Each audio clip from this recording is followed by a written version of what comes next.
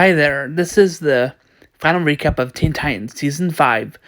Please subscribe for more awesome videos. And this video is sponsored by my merch store, my Patreon page AnimeTyler Toons, my PayPal donations, my gifting site Throne, and my partnership with W Energy Drinks. More about them later.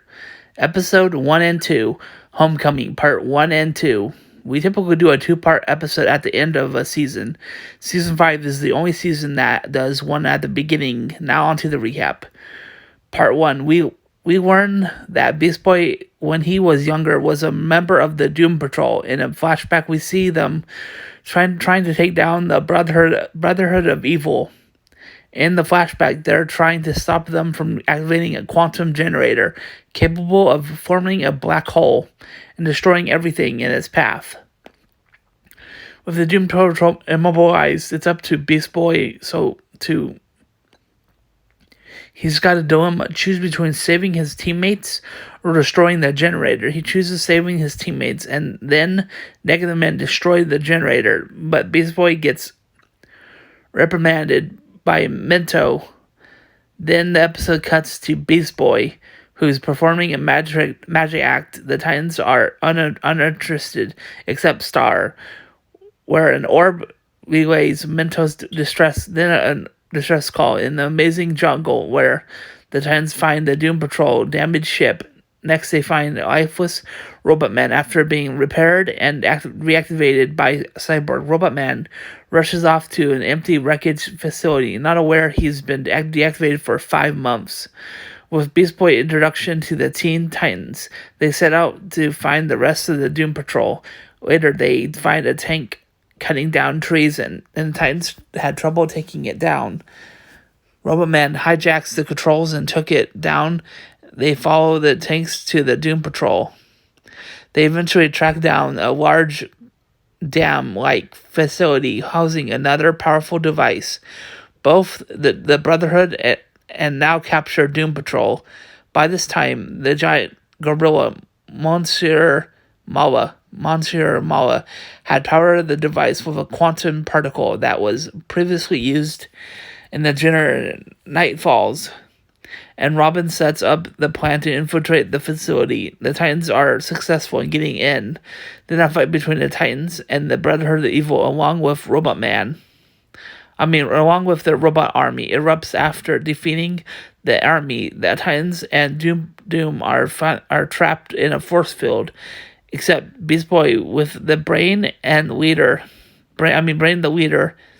and the giant gorilla about to escape in a rocket. Beast Boy must choose between saving his old and new teammates or stopping the Brain, and further conflicting pleas from both Titans and Doom. He ends up doing the same thing he did in the beginning. Titans are thankful for Beast Boy saving their lives, but Mento is upset, blaming Beast Boy because now the Brain has a new quantum generator. Doom walks away, leaving the Titans stunned. Part 2. Mento refuses for any assistance from the Titans. He also drafts Beast Boy back to Doom, despite the Titans' protests. The two go on foot across the jungle and open desert to reach. They all go with him. The Doom Patrol go foot across the jungle and open desert to reach the Brotherhood Mountain stronghold. Unfortunately, the Brain predicted this would happen, so he placed some traps along the way. One by one, the Doom is worn down. Robot Man encounters a battle robot. Negative Man stops landmines, but unfortunately couldn't return to his body in time. Afterwards, Elastic Girl falls under a rock slab. After all, the Beast Boy tries calling the Titans, but Mento breaks his communicator. Finally, Beast Boy is fed up. He won't go any further. This brings Mento to his senses, and they both take the rest more careful. In their mission, after sneaking into the Brotherhood Fortress and a brief fight with the gorilla and Madame Rouge, the two reach the generator, only to find themselves surrounded by robot troopers. Then the Titans show up along with along the way rescued the other members of Doom. With a brilliant idea, Beast Boy creates a black hole right inside the fortress, destroying itself. After the battle, Minster expresses his gratitude to the Titans. The Titans and the Doom part ways with promises of further team-ups against the Brotherhood, but unexpected to them, the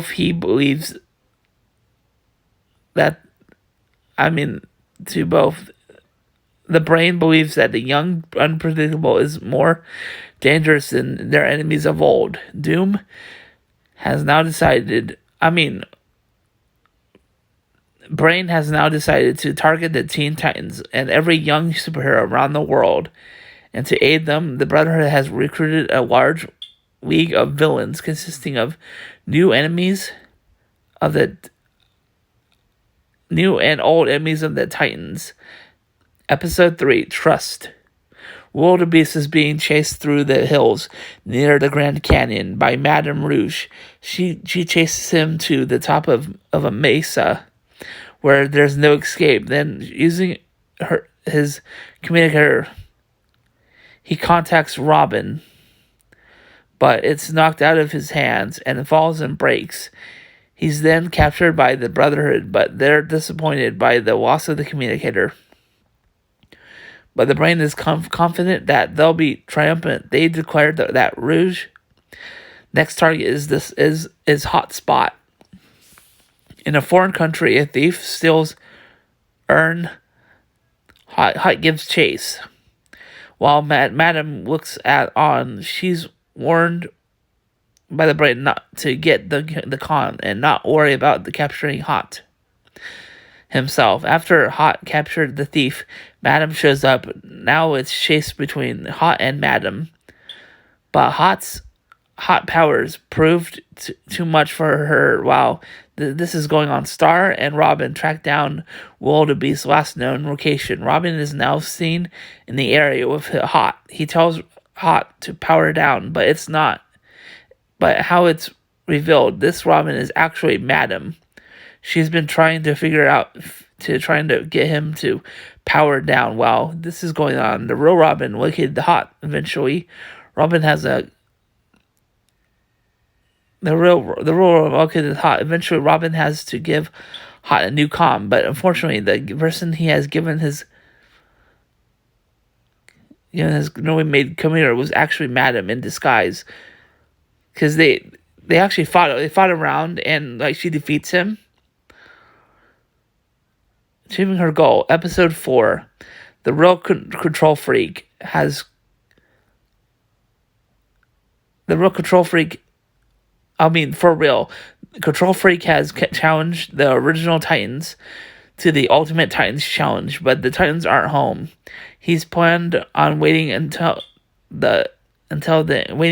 the Titans East take over Titans Tower because the original Titans are working on the Brotherhood, but Control still trying to use his weapons against the Titans East, but they were designed for the actual Titans. He captures them. He escapes.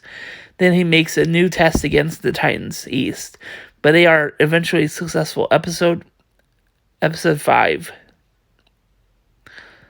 Snowblind. In northern Russia, a bear trapped in a hunter's trap, a mysterious figure frees him, but the hunter gives chase.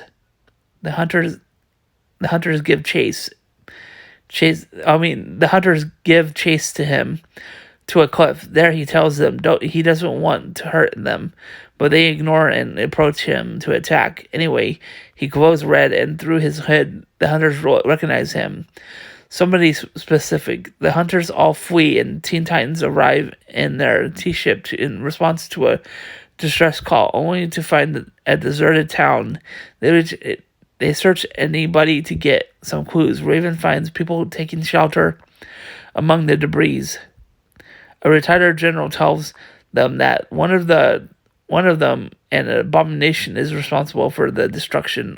Also, some of the people are wary of Star, mostly because of her lack of need of winter clothes. But she's gifted with a wool winter hat, and Star says, whoever this outcast is, His terror will be ended soon, and townspeople see the red glow. Tons follow in the T-ship. Unfortunately, it gets shot down by an energy blast. Down, the Titans are in doom. As the monster attacks, Raven makes a shield, but there's no good against the monster. The monster has damaged one of the engine thrusters, and the dome. Cyborg informs them of high radiation that Stars impervious to it. Stars previous pursues the monster into the woods. Robin wants to go after her, but knows he'll never find her in this kind of weather. Star can't take the cold anymore and drops. She's found by a mysterious red blaster monster. He explains that she's no prisoner. He's introduced himself as Red Star, who also informs her that she's on the outside of the glass-lined radiation chamber. While Star can leave at any time, it's he who must stay. Her friends begin searching for her. They build an igloo around the crashed ship. They move to the signal while this is going on. Back with Red and Star. Red tells Star how he found her outside when an alarm sounded. She asks why he quarantines. It's to protect her from the radiation, but Star informs Red she is immune to radiation. So he invites her in. He also reveals to Star that her commissioning device won't work because these walls prevent radio waves from getting in. He also informs her he hasn't set foot outside the building enough to cause the damage she witnessed. Later, Red offers Star dinner. She eats pokahara, something not very many people are fond of. But she scarfs it down. Then the alarm sounded. But Red is a coward type. He's rather hide in fear. He walked down the complex. Later, he reopened the doors, and we find Robin and the other Titans. Robin questions why the village believes he's responsible. He tells them his story. He was in an experiment by Professor Chang as part of a Russian security force to create perfect soldiers, but no one would have seen the side effects. He creates boundless energy and can't help self-generating it. That makes him so powerful, and its production increases with activity. Isolation is the price to pay to keep his people safe. Star tries to offer Red help with controlling it, but he refuses, saying he's safe in his fortress. It's been revealed that the monster is actually feeding off his toxic waste, and revealed to him by Robin that the monster was created by the isotope stream that whenever he vents, he was also releasing his anger, and now it's manifested into a monster. The heroes go after the monster, but Red stays knowing if he can control his anger. Soon, Red joins the fight, but unfortunately for Red, both he and the monster reach critical mass, but Red defeats the monster, and he has Star take him far away from him because he's going to make it. He's not going to make it. She goes outside into space. He explodes back on Earth. Robin comes ready to Star. So I'm assuming he died in this part. I'm assuming, but we'll keep watching. Episode 6. Cole. The Teen Titans face off against a new and improved Dr. Light at the polar ice caps and fall under the ice to a land that looks like Jurassic while fighting the raptors. They're saved by Cole, a girl who can turn herself into the crystal, and Gnark, a caveman. The group invites them to their home. Cyborg beats Gnark at an eating contest, and Gnark, he thinks Cole will like Cyborg better and leave. Soon Dr. Light attacks. He's after the girl Cole. Soon Gnark and the Titans go after Dr. Light to rescue her. And Gnark shows his awesome tracking skills. Soon they locate the machine and Gnark must choose between his fear of machines or his best friend. With several failed attempts, Cyborg eventually throws a wrench with which he saved her, and the machine stopped the Titans. Gave Cole a communicator. Fortunately, Brain knows of their existence now. Episode 7, Hide and Seek. Raven is in charge of taking care of 3 kids, Melvin, Timmy, and Teether. And Melvin claims imaginary friend Bobby. They go on a train, but the Brotherhood of Evil, Mala, is coming after the kids. They escape. That night, they find a skiing lodge. Melvin gives Raven excellent advice about dealing with small children, but she still claims that her friend is real. Eventually, they make their way to the monastery. Raven is relieved to be rid of the children, though she has grown quite fond of the children. As she's getting ready to leave, she notices that something is amiss. She sees it's the gorilla Mala has the children shackled inside a heavy-armed AFV. The chase is on. Soon it looks hopeless for Raven, about to be run over by the gorilla. Then Bobby, yes, the imaginary friend, comes out. He's a giant living teddy bear with the ability to turn invisible. Sends Mala flying away. Now with something better. She leaves the kids in the monk's hands and gives them a Titan's communicator if they ever need her. Episode 8, Lightspeed. The High Five, under Jinx's leadership, break into Jump City Museum to plunder its current Egyptian artifacts. It goes well until an unknown speedster who strips them of all their artifacts. Jinx had a luck amulet, but its places in a red rose in her hand. They run away as the alarm sounded. Jinx wants the Brotherhood of Evil to take them serious, so they can try to set up more raids throughout the city, and he gets them each time. Jinx returns to the museum to steal the luck charm. Speedster again shows up. He flirts with Jinx, tells her she should give up her life of crime. The other members of the team show up. He holds his own against Jinx, trips him and knocks him unconscious. He awakens in Hive Tower. He points out that they're called High Five, but there's 6 of them. Eventually left alone, he tries again to convince Jinx to do better, not a villain anymore, but she calls Madam from the Brotherhood of Evil.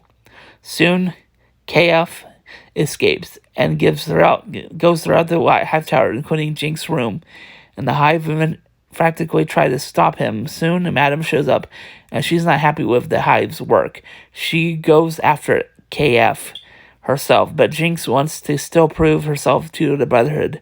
In the city, KF mistakes Madam for Jinx, who quickly sets upon him and worn out and hurt. KF barely managed to escape from Madam and hide in a warehouse. But soon, Jinx captures KF, but Madam won't let her get credit for the capture, so Jinx crushes the device and frees KF. Madam tries hitting her, but she uses her hex powers to strike her. Kid Flash is gone, and Madam smiles, similarly impressed by Jinx. One of the allies invites Jinx to a robbery, but she refuses. She picks up a rose on the ground. She walks into a dark alley while she follows her destiny as she becomes a good person in her heart after she takes up a new life with Kid Flash as his girlfriend. Episode 9, Revved Up. On a lonely desert road, the Titans face the hot rod riding Ding Dong Daddy, who has just committed a theft. He challenges the Titans to a race. The prize, Robin's most infinite secrets. Titans accept the challenge. The Titans split up to race Robin. Robin races after Daddy on his R-Cycle, but gets complicated competition from Red X, who hasn't been seen since Season 3, Episode 2, X. Star Raven, prevented from flying from one of Daddy's weapons, who seeks Wills, who inadvertently inform Gizmo about the race, who doesn't waste time informing more bad guys. Cyborg and Beast Boy riding in the T car, have to contend with Daddy's Gremlins crew who driving a rolling pit stop, who try every chance they get to dismantle the car and Cyborg. While Daddy uses his dirty tricks, he got soon, and tricks he's got soon. It's just Robin versus Daddy are the first to reach the finish line, but Daddy uses a trick on his car to munch on Robin's R-Cycle, but Robin just kicks Daddy off his car, thus winning the competition. In the end, Robin reveals what's inside the briefcase to all his friends. We, the audience, are left in the dark. This remains a mystery to us. Episode 10. Go. Deep in space, aboard an alien cruiser, screams rings out as reptilian alien warriors prepare to deliver a prisoner under command of Lord Tragar. The prisoner bangs hard on the door, shaking the whole prison block, as alien guard pray that the door will hold. The door breaks. It's revealed to be Starfire. She remains shackled. She flies to her escape. In Jump City, the dead of night, a thief is escaping federal pursuit with his score. Unfortunately, he meets with Robin. When seeing him, he wonders what he's doing in Jump City. Robin explains that he has just moved. From now on, he works alone. The fight is interrupted by the green flying light falling from the sky. He hogtied the criminal and goes to investigate. In the heart of the city, Star has just crashed and is confused by everything. She can't speak English, so she lashes out, still in handcuffs. She's smashed buildings and cars, trying to get them all removed. Robin shows up, throws his boomerangs at her to get her attention, but he wasn't ready for her brute strength. From the shadows, Raven watches. Soon, Beast Boy shows up. He introduces himself as Beast Boy, an ex-member of the Doom Patrol, who offers his assistance and recognizes Robin. Soon, Starfire gains her footing and throws a bus at our heroes. Another figure, this time it's Cyborg, dressed up in sweatsuit, conceal his body. With his own superhuman strength, he captures the bus with one hand. Just then, the alien slams down on the ground with her shackles and shakes the whole city, finally breaking the first layer of her shackles.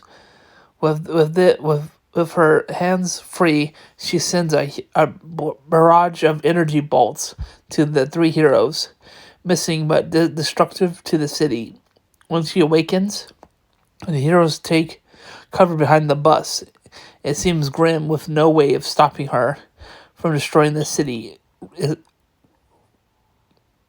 recaps Robin refused to have his first night on patrol as his own hero, and charges at the alien one last time. Raven shows up, creating a force field. She suggests that fighting might not be the answer. Robin comes at her calmly and gets her to calm down. He then frees her from the handcuffs. Then she kisses him, gaining the ability to speak English. She tells them to leave her alone. The teens go their separate ways. Robin wants to track down the alien, and Beast Boy wants to join Robin. He's not interested in joining a team. He follows Cyborg, and Cyborg pulls off his hood to reveal he's a state-of-the-art cyborg. Instead of being repulsed, he's excited as the heroes are about to go their own paths. An alien cruiser has a message for the people that they're after their prisoner. They ransack the city looking for her. Robin agrees for joining him. Each hero's Robin tracks Starfire and arrests in different other ways. Raven telepathically senses her presence. Beast Boy picks up her scent as a dog, while Cyborg scans her for her unique heartbeat. They find her in a video store, eating candy and popcorn. She prepares to fire at them, believing that they are not friends. Robin tries to explain himself, but not very well. Summer tries the direct approach, and that's what the Lizard King wants with her. She explains that she's to be his slave for the rest of her days. The aliens arrive. At the five fight back, the alien says that Earth will be destroyed. Not so fast. The Titans join together after a fight between themselves, ends them, and on the island that the aliens put the message on became Titan's Tower. Episode 11, Calling All Titans. The Titans are riding back to the Titan's Tower in the T-ship when Robin announces to Beast Boy's disappointment that they have one last mission to execute. In order to protect other young heroes worldwide more effectively, Robin has decided to establish a communication network by giving a Titan's communicator to each Beast misgivings that Titans put up and go on their separate missions. Unaware that the brain is using the captured communicator to monitor their progress. The end-game Beast Boy climbs a mountain to contact Jericho, where a Star Sid agent is preparing a leaking dam in New Zealand. Robin, that Star argument in repairing a dammed leak in New Zealand. Robin contacts Bushido, who is fighting a group of ninjas, while Cyber goes to a wrestling arena where Panther is battling. She grabs Cyber thinking he's a fighter. They fight until Cyber manages to inform her about Wildebeest's fate at the hands of the Brotherhood, leaving her a communicator. In another dimension, Raven meets Harold and hands him a communicator. Robin heads back and initiates a test of the communications network contacting all the members from around the globe. This only helps the brain pinpoint his targets more precisely. The general and his soldiers attack Argent, while the Titans try to rejoin. Robin sends Star to help her, but soon more alerts come in for help. The Brotherhood has them. Soon Robin is helpless and despondent. When Hot Stops arrives, he attacks Robin. It's revealed actually to be Madam. When she goes about themselves, Robin figures out that they tapped into the system. He manages to send a warning to the heroes before being captured. He destroys all the communicators. Madam brings Robin to the brain, tied up, along with other heroes. Brain gloats, saying, "I have captured the king. Your pawns can't save you now. You have lost." Episode 12. Titans together. Beast Boy makes his way to a secret Titans outpost. He's joined by Mass, who can't use his powers without his twin brother, Minos, Panther, and Jericho. They're not the most powerful, and the Herald. They're not the most powerful, but Beast Boy rallies them into a rag team. The first mission, capture Cinderblock, who thanks to Jericho powers, gives them the location base. With Jericho talking inside Cinderblock's causes them to lose the advantage. Soon they face all the villains in the Brotherhood base, and thankfully reinforcements come. Cyborg and with Cole, Gnark, Star brings Bumblebee and Red Star. Apparently he didn't die when he went into space and exploded. And Raven's arriving with the 3 kids from before, and the imaginary friend Bobby.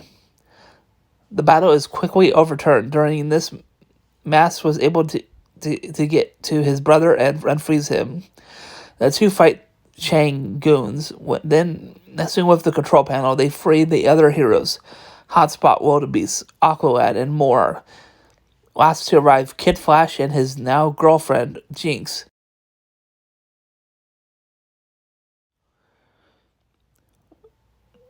where was I? Help mopping up the reinforcements of the Hive Tower of Hive 5 and Madam.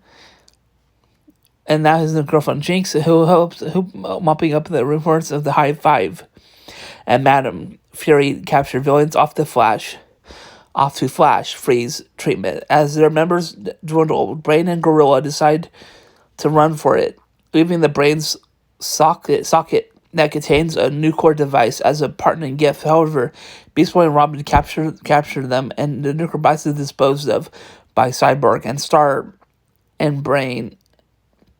Brain and the Gorilla are both frozen in ice. Titans groan about Beast Boy's lame joke about Brain freeze. When they return home, all 30 Titans are enjoying getting to know each other. Then there's an alert. Dr. Light is robbing the bank. They all go after him, and Raven says he's totally going to freak out this time. Now a word from our sponsors. My merch store. I offer shirts, mugs, hoodies, phone cases, and more. Support my Patreon page, AnimeTyler toons, starting as well as $1 a month. Get my weekly work schedule posted every Friday, and get sneak peeks at my upcoming animated videos. For $40 a month supporting, you can get awesome Patreon exclusive merch delivered to your home. One item delivered every 3 months, with a total of 4 items available. Support through PayPal donations. Send as much or as little as you'd like. Send me fan gifts through the website Throne. If an item isn't available you think I might enjoy, send a request. I might add it. Thanks. Now for my partnership with W Energy Drinks. Using my code, get 10% off your order. These are available in great flavors like Grenade Galaxy, Grenade Beach, and Peach, and Dodge Sludge. Each one of these is 0 sugar and 0 crash. Try for yourself today. I get commission sales whenever you buy using my link. Now, onto the video.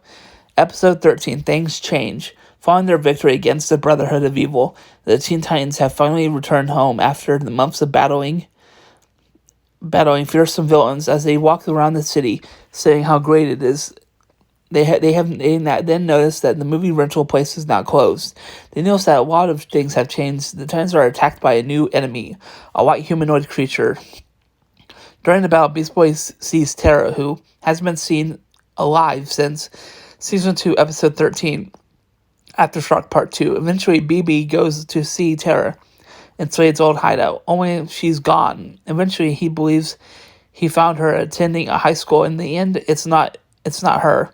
She explains that she's not this girl, Terra. Beast Boy tries countless times to get her memories back. We see Slade, who's returned in the final episode. Also, his newest appearance since Season 3, The End, Part 2. They battle, and in the end, it's revealed to be a Slade robot. And in the final comic of Teen Titans Go from 2004, it's revealed that this girl is actually Terra, but she's lost all her memories. This is revealed by Terra's brother. I can't recall his name, and he states in the comic book now how happy Terra is and to leave her alone. Thanks for watching. Please subscribe and consider supporting the channel. Links below. Bye for now. See you on the next video. Bye.